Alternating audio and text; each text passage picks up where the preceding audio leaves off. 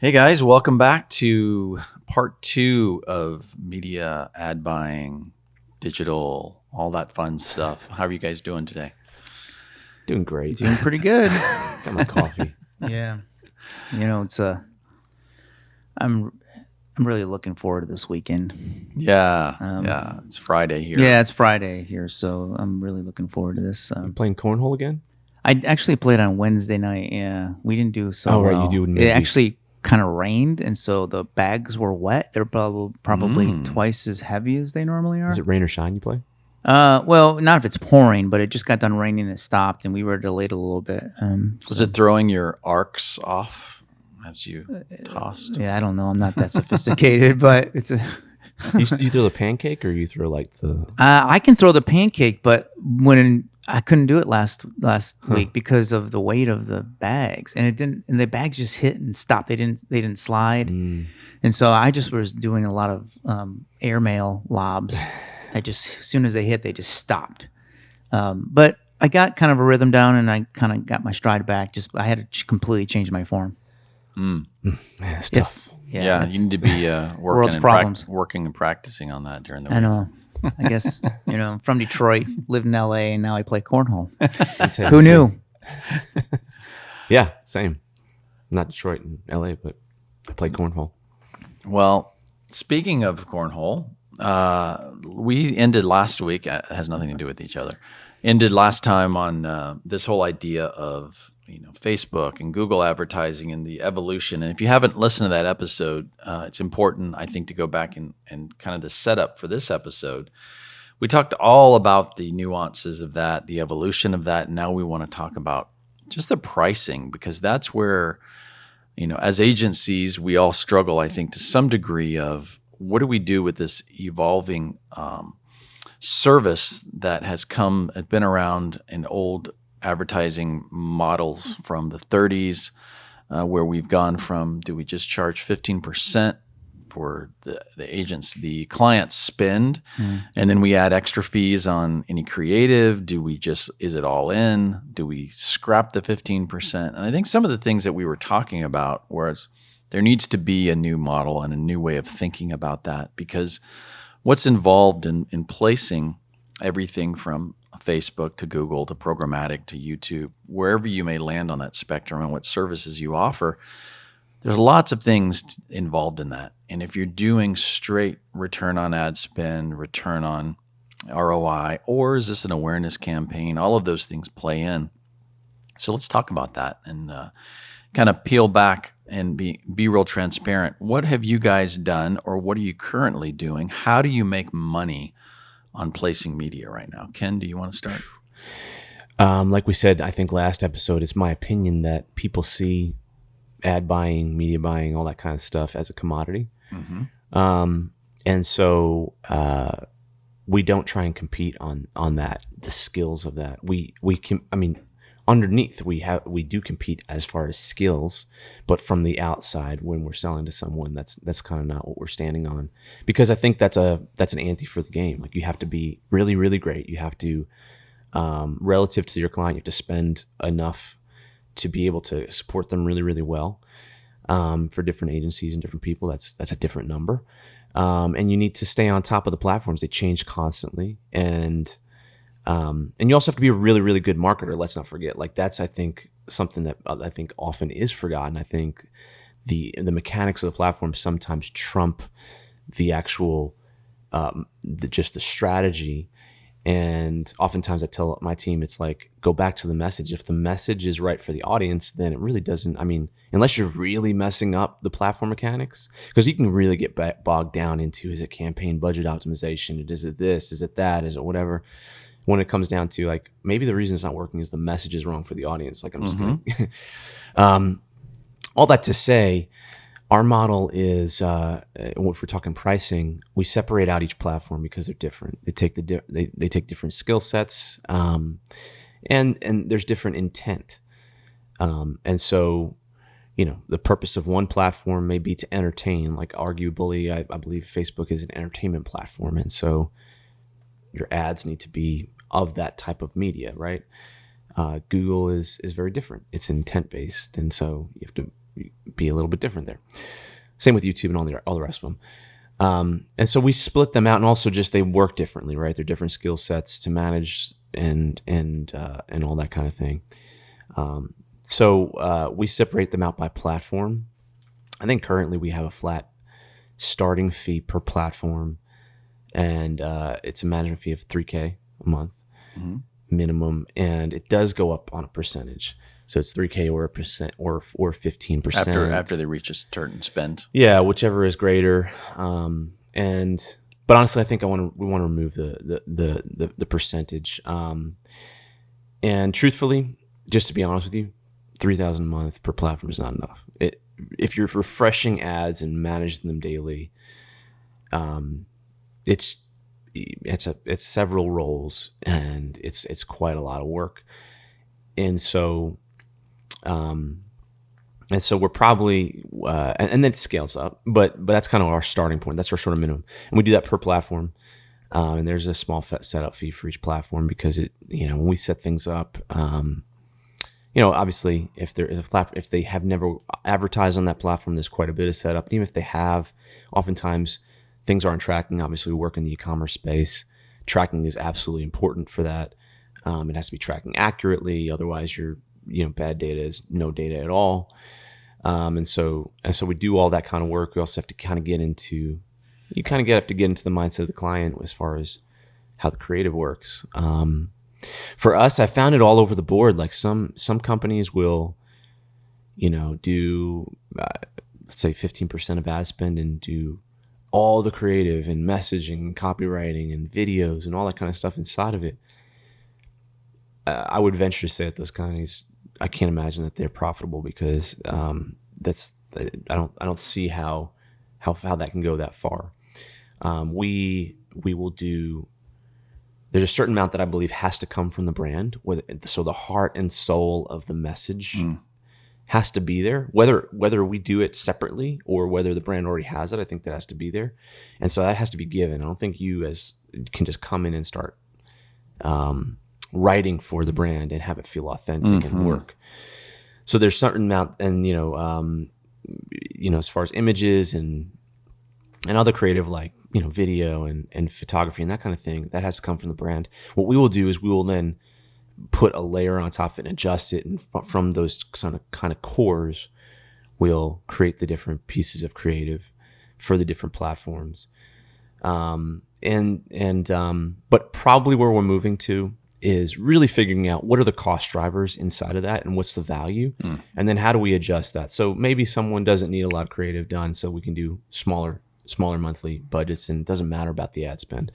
Or maybe a brand really requires a lot more creative, and obviously we do a lot of video, so maybe videos included in that and those kind of things, and so those maybe are additions to that monthly budget. I will say, just to end this, like there are certain factors that really drive cost, and reporting is one that no one ever really talks about. We talked about it actually last episode, but no one talks about. But it's very important, and it's very time consuming. Yes, like really good. I'm not talking about. I mean, look, if you're just sending a generic report that you export from some platform every month, that's not what I'm talking about. I'm talking about is looking at data and translating it and analyzing it, so you figure out how we make things better and give feedback. That takes not only time, but it takes real experience. And so we actually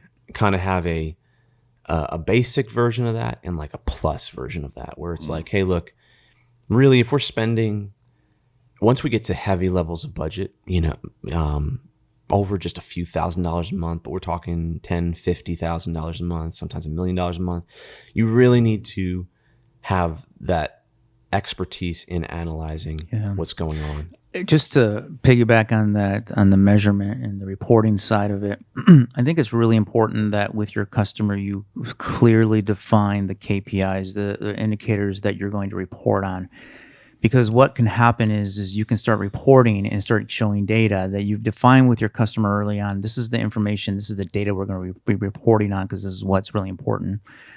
they'll start asking you more information. They realize you could probably get more information, deeper data. So they start asking for it. Next thing you know, you're digging and you're finding that data, but you're spending hours doing that extra.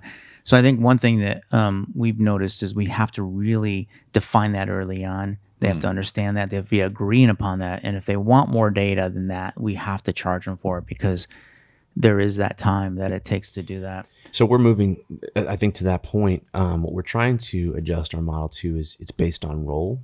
And so right now, what I would say to be an effective, at minimum, an effective, holistic marketing team that can run good budget and get results and really coach a client needs to have the strategic marketer role.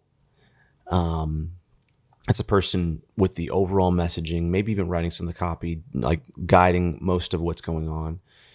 Really assessing audiences, just has the experience and the holistic to kind of see all that.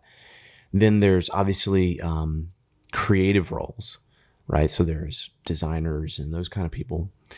If you're doing video, that even kind of increases that, but there's that role at minimum. And then what I call is an ads engineer, which is basically the person that is the more technical mind that really knows the platform well. But oftentimes, it's a different skill set than the marketing, the strategist who kind of gets the message, and the person who really knows the platform. That's different. That's often a different skill set. You're right. So you need someone who can just think about the customer from their perspective, and then work with someone who really knows how to now take that and translate it into the nuts and bolts of how do we get the most out of the platform. And that's an expensive thing too, because I know we invest in several masterminds and just spending a lot of money, even our own money, for our own ads, just to test things so that we can stay up to date on those things. And so that's why I don't think you can run ads on every platform really, really well these days, because it just takes such a high specialization that you need to be ready to invest into that. So I think there's that role. And then lastly, I think there's an analysis role, an analyst, sorry. And that's a person who's reading the data and not, there's a real distinction between, we got a lot of clicks and it looks like our ROAS is high. Cool. There's a real distinction between that and someone who's really figuring out what is happening here, and how do we take what's happening, translate it, use my experience working with hundreds of brands for 20 years, whatever that is, and really say, okay, why don't we tweak it this way? Or this is possibly happening. Let's test this idea. I mean, there's that role, and that role has to know about the technical aspects of a website, and that they have to know about, the platform attribution issues, because there are, let's just be honest, attribution is not something that's direct. I know we like to believe that, but it just simply isn't. From a customer hits a million different ads, I get hit with ads on different platforms by the same brand all the time. So which one is the one that converted? I don't know. Anyway, all to say, I think there's those roles. And so we're actually sort of where my mind is right now. We're trying to see, hey, can we break down, can we adjust this so it's almost like the role cost drivers? Yeah. What about you, Brad? Well, we're still trying to figure this out. Isn't that crazy? We've got all different pricing models all over the board that are specific to each customer. And even the way that we bill media, some clients we actually, and we're getting rid of this in our agency, but some clients we actually pay for their media and rebill them, which is really a high risk. We don't do that for very many customers. We're still playing with whether or not we want to buy media for our customers, and if so, we would have to get the media up front. But that media needs to go somewhere. If it's sitting there and not being used as media, it needs to go in some type of escrow or something. But we're going to a model where we haven't quite figured it out. This is a great topic for us right now because we're still trying to figure out our long-term play on this. But we are definitely going to a model where every customer that we set up, they control and own their ad account. We don't. And number two is that they either use their own credit credit card to pay for the digital space, if that's the case, or their own funding. Or they were also playing with the idea that that we get the media dollars up front before we buy a single cent. And those two propositions, are good propositions, but the companies you deal with have to be able to have a credit line on their credit card. Let's say you're working with a startup and you're like, they're going to spend $100,000 a month. Well, you got to have a credit card that you can charge $100,000 a month to. Otherwise, you got to find other ways to pay. And so I know we talked about a little bit, there's some alternatives. And there might be other alternatives that I don't even know about, like escrow alternatives. But the reality is that we ourselves are removing the risk, and we also are we're gonna take away the commission, and we're gonna slowly start building a model on expertise and management cost, and maybe even different expertise bringing on board, like what you have. You talked about these different experts, so that the customers can be enlightened and educated of really what it takes to do these ads. But stepping back, for our costs, there's a lot of other costs that we have to do up front. It's not just setting up the accounts. Let's step back and even go further back and go, what do we have to know about our customers, our products and our customers? So a lot of customers, you'd be surprised, even bigger brands, they really don't truly understand their customers all that well. So we sit down with them and we unpack the customer persona. We identify what the personas are. These personas are drivers of how we're going to set up our audiences and our ad campaigns, right? We go deep with that. We try to understand what their deep pain points are. That helps us define the messages in our ads. So a lot of times what we'll do is we'll go through that process and we do workshops and we unpack that with the customer. And we really define our customers further than they have ever defined them before. And we create these avatars then that can be converted into audiences and then messages. And we use those to drive the strategy in that area. So we see the ads as part of a larger strategy. Totally. That's and good, so, and then it's not just the ads, like I've talked about in our last episode, is that we think of campaigns like a baseball team, and the ads are just a pitcher. Well, we need first baseman, we need shortstop, we need all outfielders, and especially the catcher. We talked about this the last episode, that I'm like, if your catcher has a hole in his mitt, you can pitch all day long, you're just wasting money because there's a hole in the mitt. You got to fix that hole. So we look at the website, we look at other programmatic type of campaigns that are going on. If it's an e-commerce play, what's the customer journey? So early up front, before we even start running ads, we talk about customer journey. We talk about the emotional level that the customer is at a certain point of the journey. When I'm running ads on Facebook to somebody who doesn't even know my product, has never experienced my product, they're in a much different place than if they went to my website, poked around, then did other research of other competitors. Now they're much more educated. The message needs to be different at that point, right? What they know, what they think is different than when they began the journey. Yeah. So we look at all of that in a holistic way, and the end result again is it's either awareness or it's a direct response where we need to make money and we need to convert them into actual customers, and we need to be able to prove that. So you're totally right. And I mean, the challenge is all that has to be educated to potential customers of yours, right? Or of ours, right? And that's a lot of work. Yeah, that's a lot of work, and that's my biggest. And it makes me question whether or not we want to do the whole thing at all. And to be honest with you, we have clients who are so savvy they're almost asking for it. They're like, "Oh man, that's why we're working with you, because you guys get it." And there's other customers that look at us like we have two heads and go, "Why are you doing all that work? Just get an ad up there and start selling the crap out of this product." And honestly, that's a naive thought. That is, in my experience, indicative of someone who was able to get success, and through doing it, and they had a knack for it, but they didn't realize what the process was getting it. Yeah. And so it quite gives them a wrong point of view on how to replicate that success. Yeah, that's right. You'd be surprised. We have these different clients I have a different client I'll mention, like, okay, let's define what the lifetime value is, because that's going to define how much we can spend for a customer. Right.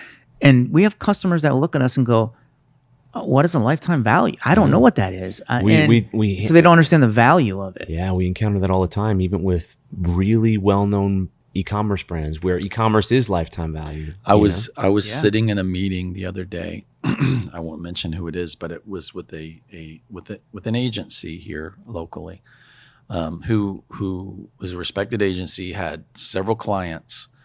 I threw that question out and I said, of all these clients, how many of them know the lifetime value of their customers? And they all kind of snickered and said, well, I meant maybe one, almost none of them. And these were decent sized organizations. They had various sizes, but it's just shocking to know that there are companies that are 50, 70, 100 years old that are operating in such a way that they don't know the lifetime value. And it's more common than you would think. I mean, it's really business, like gambling. Yes. It's, if you're really being honest with it, it's like you don't know some of these strategic long-term drivers, like lifetime value, then how can you know what to spend on acquiring customer, right? Sure. And so you're just hoping that I spend it and I make money, because if the ROAS says more than one, then I've made money. And that is, it's basically gambling.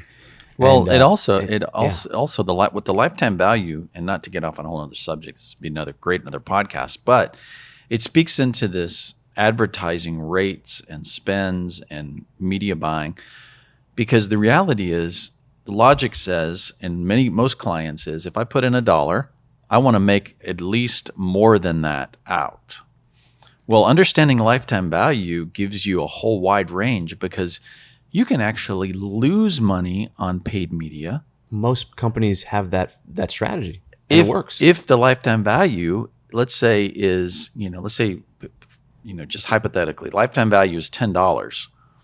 You spend $2, but you end up losing at the long run. You say, well, I just spent $3 and I'm upside down. No, not if your lifetime value is $10. You've actually made money, but you've got to look at the long play. Yeah. Well, you have to know that, and you have to know that honestly it changes. So we try and look at lifetime value at 30, 60, and 90 days, because statistically it kind of starts to drop off significantly after that. But it honestly varies greatly depending on industry and the type of product. But our rule of thumb is, I always look at a year. Like, what is your lifetime value over a year on a customer on average?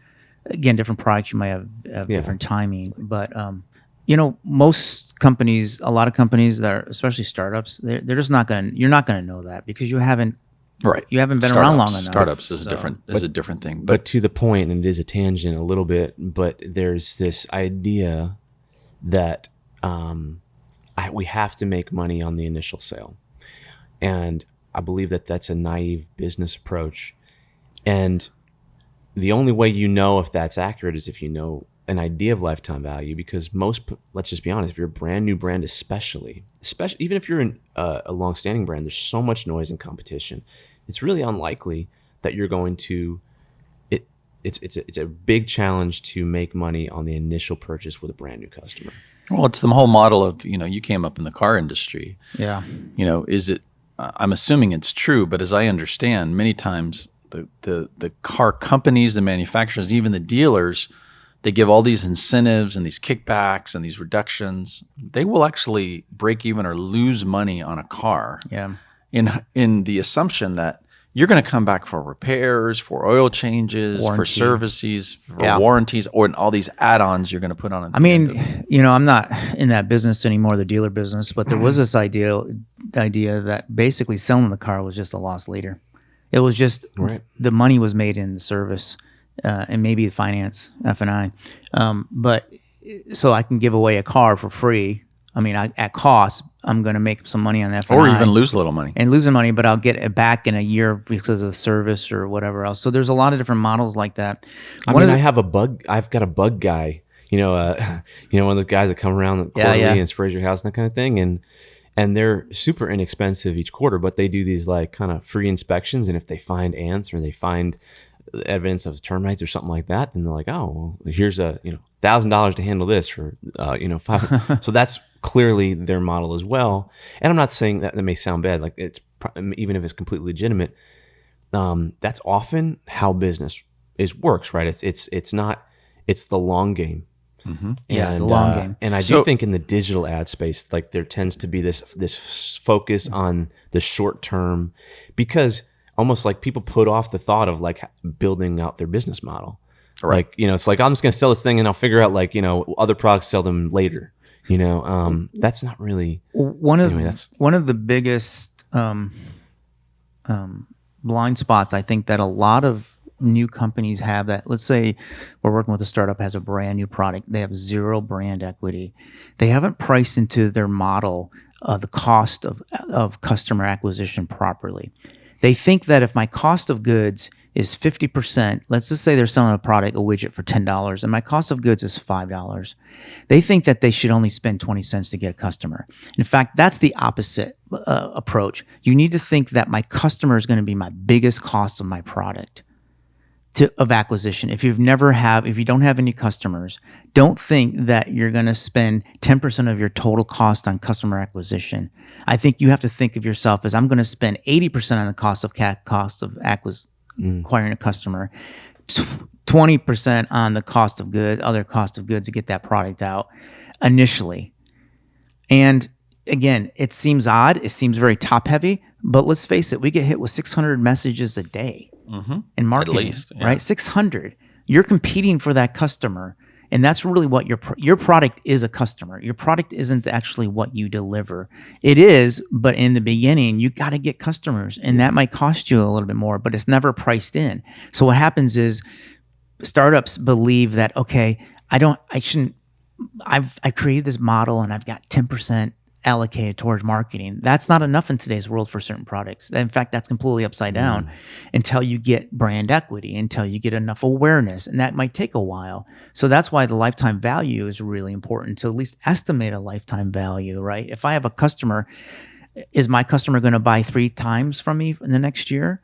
If that's my lifetime value, then you can spend a little more for that customer. And how does this all relate to pricing and models and that kind of stuff? Well, I think that it's important to at least have the awareness, being an agency, of these areas that it takes, I think, to being successful. I think a lot of people know that, but very, very few people price that into models. Yeah. So that's not taken into account in a 15% of spend ad model, or even flat fees and things like that. And I think that's different. Well, for our agency, we try to get that deep. We try to work with the company on actually helping them price their products.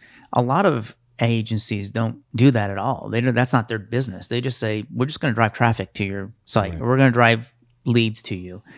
But I think that a good agency that cares about the product in the long term of a product, especially with a startup that may have not had a history of doing ads, you have to guide them and educate them on that. Because I think what I've seen is a lot of companies believe that they have a product that people are just going to run to, and they really don't.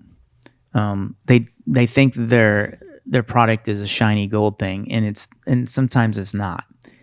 Or if it is, it's just there's so much clutter in the marketplace that people won't see that gold. So you have to then know how to present that gold so that it stands out, right? When we get hit with 600 different messages a day. And that's really the challenge. It's not creating a product. The challenge is, how do we get that in front of an audience and put the value props, the selling props in there that make people understand the real value of that product. Right. And that's really the biggest challenge. Yeah. Yeah. So, go ahead. No, I was going to say that you both charge a percentage, 15%. You both have setup fees. You both, you have a minimum. Do you have a minimum, Brad? Yes. We do have a minimum. It does fluctuate. But I would say that our minimum would definitely be $2,000 a month. But I do, it really does depend on the scope of the work, and it depends on the short-term scope. And if that scope changes, so let's say that we start a campaign and we kind of define how many, for instance, we talked about Facebook. So let's continue to talk about Facebook. Let's just say we set up a campaign. We have a certain amount of ad sets. We have a certain amount of creative. Let's just say that the creative is not super dynamic, meaning we're not doing video and we're not doing animations for it. We're just doing, let's just say, still. still images and their messages and stills.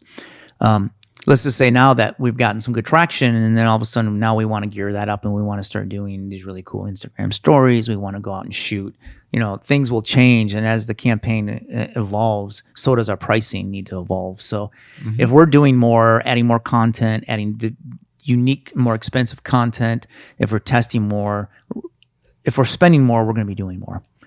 In media. So that has to scale up. And that's one thing that we're still trying to figure out how to properly scale that and communicate that there has to be a time frame. Like, this is good for 4 months, but at 4 months, we're going to reevaluate this. And if we scale up, if we change anything, we're going to have to change our pricing. And I think I would argue that that's probably the way, if I was to do it all over again and building out an agency that focused on media buying, probably I would go away from the percentage and go more toward a straight time and just say, we're going to analyze each client as it comes along and say, because let's be honest, if a client is spending $1 million a month with you, but they only have, let's say, 5 ads that are running, and you're tweaking and monitoring, but at the end of the day, it's 5 ads, and it doesn't, you're doing the same amount of work. You're not. Totally. So ethically, let's be honest, if we're going to say ethically, it's not ethically honest to charge 15%. It may be really good money,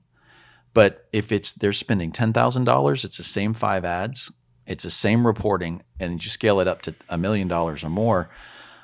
I think that if I'm on the client side, I'm going, well, that's why am I spending all this money when you're running the same 5 ads? No, I totally agree. Maybe I'm skewed because obviously we work 95% in e-commerce, but I've never found anyone who's spending $1 million a month. We've handled those types of accounts that there's not a lot of ad activity. Oh, yeah. So like it seems to go with it to some degree. Like usually there's hundreds of ads, and usually there's there's daily tweaks, and obviously. Well, let me finish my thought on that. No, but please do. Yeah. I'm not disagreeing. I'm saying that yes, if that's the case, totally.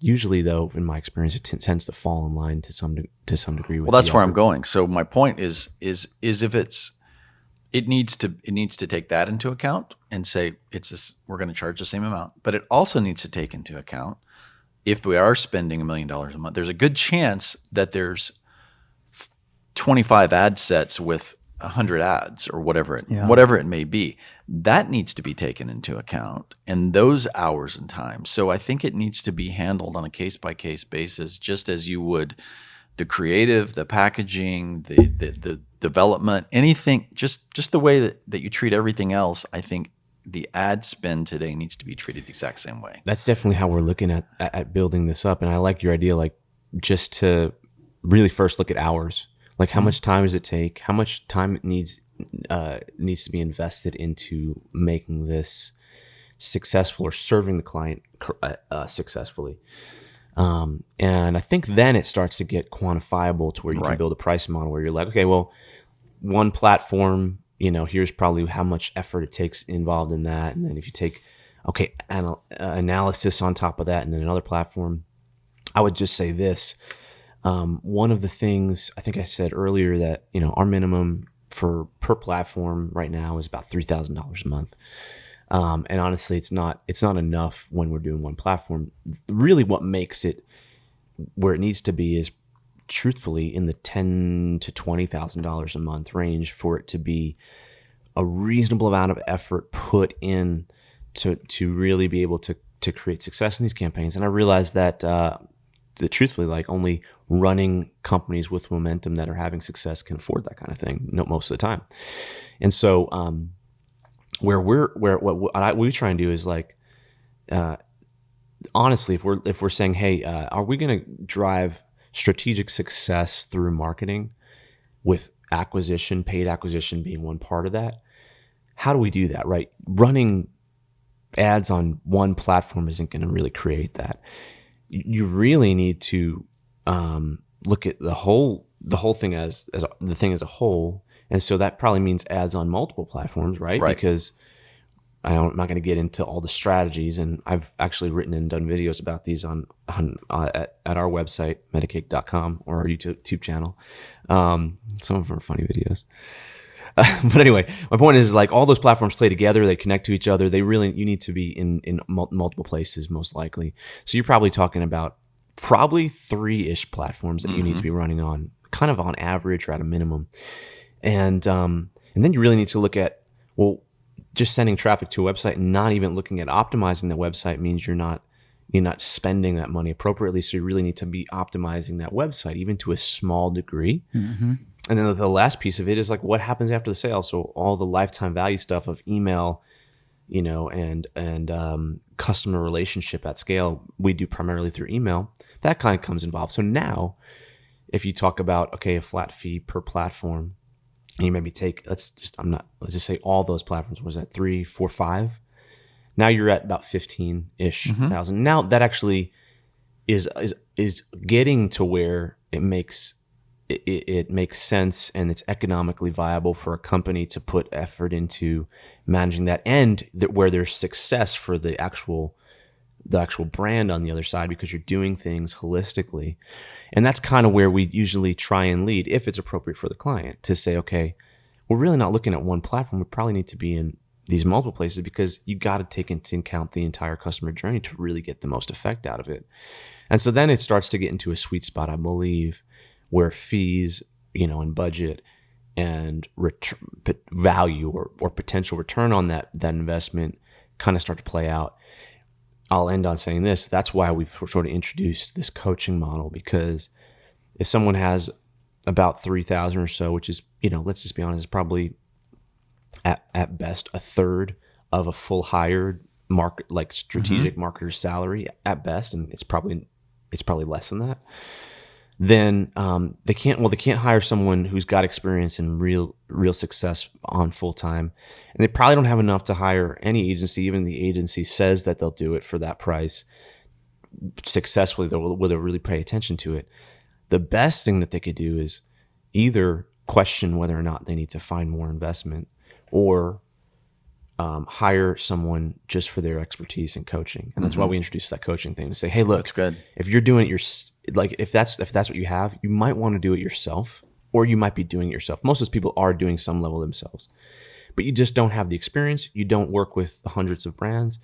You don't have all these other things. So coaching allows you to get advice, get coaching, get feedback, get guidance on what you're doing, give you confidence, and then you can actually be the one putting in the sweat hours, and it actually works out pretty well. So that's kind of how we're trying to, and again, this is all just, you're catching me in the middle of us trying to rethink this. Yeah, us too. It's funny that we're both kind of doing that. It's the Wild West out there, folks, and we make it up as we go along. Well, there is speaking of that, there's another model that we haven't talked about, another way of thinking this, and that's the performance model, where agencies have said,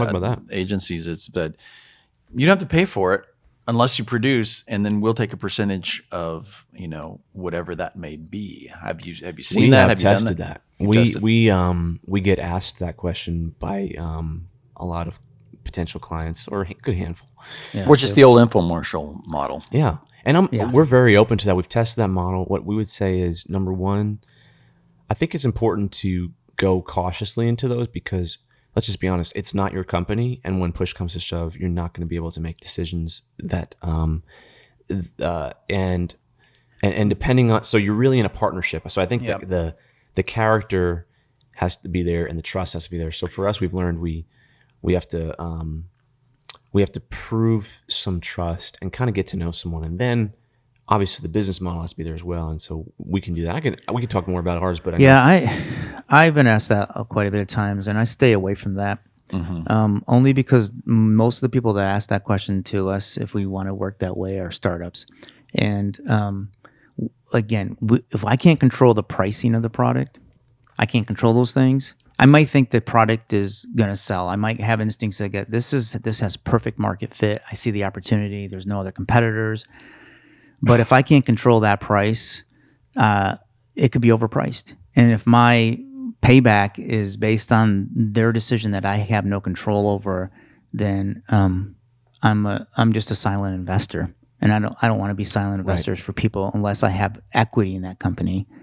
And you have to make sure that more at stake. the things that you're doing, some of the potential pitfalls that we've had several engagements like this. We've gone into them cautiously, and they've been good actually. But I'll just be blunt. Like, one is the company we definitely were compensated less than if we were just to charge our fees. Yeah. And often it ended up us investing more in time wise. So the revenue can be good because if you're scaling fast, but like our time commitment was definitely more. So I've had companies come to us and ask and start entertaining the idea of equity plays. Right. So like, think of myself as a private investor or an equity investor. I have to look at that deal as if I took my own money and just gave them $100,000. Like, let's say that we do $100,000 worth of work for almost free for a certain amount of equity. It's the same thing. Would I have actually take $100,000 out of my pocket and given to them for equity? Right? Because it's really the same. And is it going to, and if that investment, is that going to hurt or help our employees as well? Because now when we're not getting paid for something and it's just kind of sweat equity, you still have to go through the process like we are getting paid. And so I've always steered away from that, though I'm still open to it, because if the right product comes along and I feel that strongly about it, like as if I would personally invest in it, I wouldn't risk my company in it either. In my experience, it's probably not right for most people because there's just so many potential issues that you have to be aware of. And I've been in the investment community probably more than most, and so even with that experience, we've taken that and put it into this. So investing and all that kind of stuff. But there's just, I would say this most of the time. Here's what is the truth about this. And it's to no one's fault. It's just human nature. Like, what happens is when you're offered that, usually it's because they can't afford fees, and so the client is getting a great value. Yeah. And you're thinking that, hey, when we get to this point, we're going to be now able to collect exponentially on that and return our value greater than, and very profitably, right? And so like there's this almost mailbox money, which is what it should be. If you're investing truly, it should be that. But the truth is that what I found is on the client side or the entrepreneur side, they're never thinking about the time when they won't be getting extreme value and where they'll be paying more than they would to someone else. And so once it gets to that crossing point, there's often we've had friction. We've had such extreme successes where they're like, okay, we have to renegotiate this because I can hire someone to do this at this price and I'm paying you this. Well, but we invested into all these years or this time or whatever. And that's fine. I just think that the mentality, if there's not a maturity around what it takes to if there's not a maturity and an understanding around what it takes to take on investment on your company and what it means for someone to be invested in your company, then I think that it's probably going to be a slippery thing. That's a good point. You're going to say something? Yeah, I'm open to the idea. Like, here's how it would work for our agency. If we had a client that we were managing, let's just say Facebook and Google ad spend, and it directed people to an e-com system that we actually built and managed ourselves. We did that for a fee, and we started advertising, and we were seeing a really strong return on investment. And the client said, "Hey, you guys manage the e-com. You guys manage any ads that you guys run. All the attribution is 100% confined to everything that we do. There's no other way that people would be. We get anything that comes in through that e-com system and a percentage of it. We want to go to a percentage base. It'll give you the opportunity. You can see our sales are scaling. You can see that your return on investment scaling." And I was confident that if I just spent more money, I would get and work on a percentage basis. I would probably do that as long as I had a track record that gave me trust that this has market fit and the price is right. And for a limited time, even if it wasn't equity. I would still say, I just think that... Because I mean, let's face it, we, as an agency, we are kind of like banks. Yeah, like, right. I have an ability to get more money if I need to, as long as I can get a quick investment. And if that e-com system allows, let's just say the e-com system allowed me, the ads and stuff, I was able to get 15% of every sale. And that sale, the the lifetime of that sale was only less than 3 days from the time I ran an ad, spent the money to the time I actually got the purchase, and I could attribute every single dollar spent to an audit, the return on investment, I'd probably do that.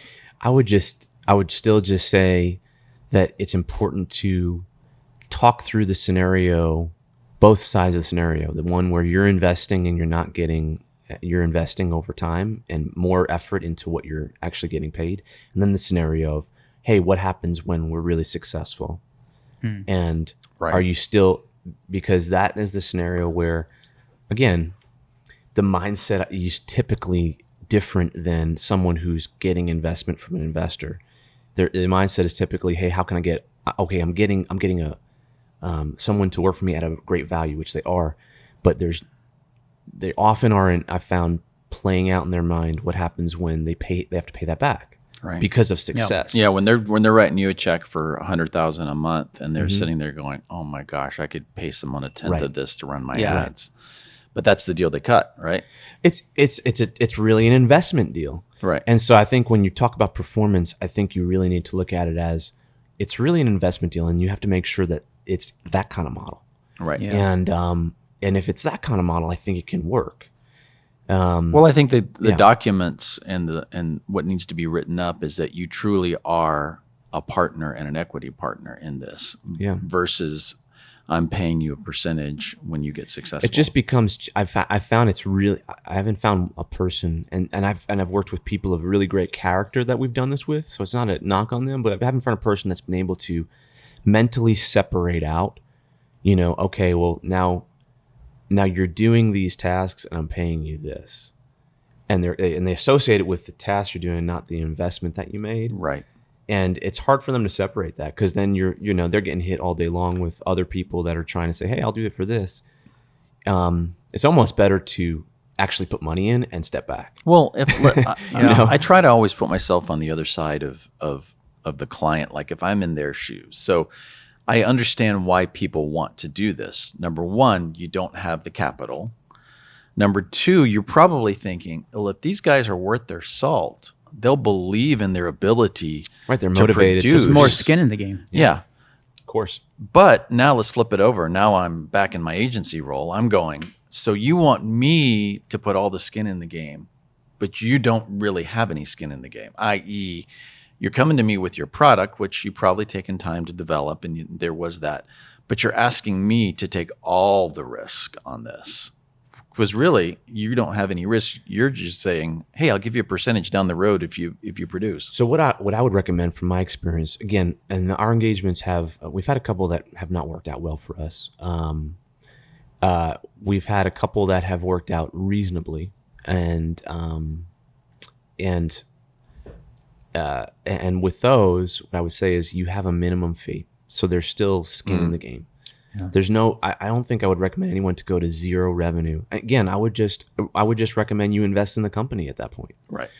So there's a minimum fee. It's maybe it's highly reduced, but it at least covers your cost. At least covers your cost, and then I would play out the future scenario of what that looks like when things really start to turn on and actually work. Because I think that's just an important side of it is that. And the thing that I always had a problem with, those type of deals that were brought to me, and I had dozens and dozens of them, 99.9%, I said no, was because they don't understand what takes into the account. And also, they're not for instance, there is a value that we bring as agencies to that whole process that we've talked about these last two episodes, i.e. brand awareness, building trust, all these other things, the creative, the psychology of building a customer list, the trust that you build with those customers to even get to a sale. Right. So what they're putting a value is on that sale. They're not putting a value on any of these other things. And that's where that as an agency owner, that's what I'm bringing to the table. And that's what I'm bringing, that expertise. And all they're seeing is, you're going to sell my widget or you're not going to sell my widget. And if you do, then I'll give you a piece of it. Right. But they don't take into account all that other value. And honestly, if it's done right, it actually is building a lot of value into the business. Because let's just be honest, like a single sale is not building equity into a business. Equity in a business comes when you actually have an authoritative brand voice in the marketplace and customers that value that. And that is highly brand. That's all that brand stuff is really what is the soul of that. And that takes time and money. And it takes time and money. People don't understand without that immediate return. People don't understand that brand equity actually takes money to build brand equity. And time. I mean, you think about the brands that we know, they weren't done just because they had an awesome product. The brand equity doesn't come from an awesome product. It comes from the money that is spent to tell people that we have an awesome product. Well, the perfect example is how many times over and over have you seen a product and you're like, oh my gosh, that's an incredible product. I've never heard of this or seen it. There's a bazillion of those that never see the light of day. They're amazing products, but they have no brand equity. I mean, there's two parts to, I believe, like basic business success. And it's one, having a great product, but that's no good if you don't have a great brand, which inherently means people know about you and care about you. But one thing I would say just on the performance thing, from my perspective, is what I think might be better is maybe a performance incentive versus being paid on performance. Yeah, I like that. You know, so it's like you hit, hey, we're going to shoot after this bar. And if we can hit that bar, then there's a bonus kind of thing that can happen for everybody. I mean, because I think that happens for employees, right? Like kind of just follow that model a little bit. Because typically the person that you're working with is also incentivized that way. Whether they're the owner or they're the VP of e-commerce and marketing or whatever. We have a couple pieces of software that we use that's pretty cool. And what we can do is we can start to build our customer funnel and start to make predictions. It's very predictive. I don't know, Bob, if you've seen it yet. And so you can build the whole funnel. And let's just say you're starting with a Google campaign, and you're leading into the journey, and you can really start to see on the output. So you basically run these scenarios, and it's kind of visual, and it's really cool. It's like drag and drop, like building out a funnel, and really trying to. And you can do all these different analysis. What if we were able to get this kind of response? What if we are able to get a conversion at this rate? What if we had, you can put in lifetime value. You can put everything in, and you can start to see these models built, and it's pretty slick, because it starts to give you a real visual picture of the return on investment. And those are things that you can even show customers. And not only does it look cool and smart, but it really does allow you to do a lot of different projections. And it helps your client to see, oh, okay, here's what's reality. Customers think that they're going to get a 2% response purchase rate off an ad or something is ridiculous, right? We know that that's just not realistic. I mean, by the time you get into the funnel, to the end result, but you can actually see that stuff. And so we've been using some of those predictive tools for some of our clients, and they take a little bit to build. They're not like. Would you mind naming them? I'll have to get the name of them, and on our next. We can put in the show. We'll put them in the show notes for sure. But I'll get the ones that we use. I've delved in it, but we've had other employees that have really done with it and built some models that were really cool. So that's cool. I want to continue doing that for our customers, and it does take. Again, I think the more you use it, the more really fluent you will be, and you'll be able to create templates. So if you do something for a client that's repetitive for other clients, it's easy to have templates that are already kind of built out with journeys. That's great. Yeah, that's great. Well, that sounds like a great place to end, guys. Thank you for your time and your transparency. This has been good. This 2-part series on ad buys and paid media and all that good stuff are the model, both the staple of our existence and the bane of our existence. Can be, yeah, right. All right, guys. Until next time. Okay. Talk to you later. See ya. Bye. Bye.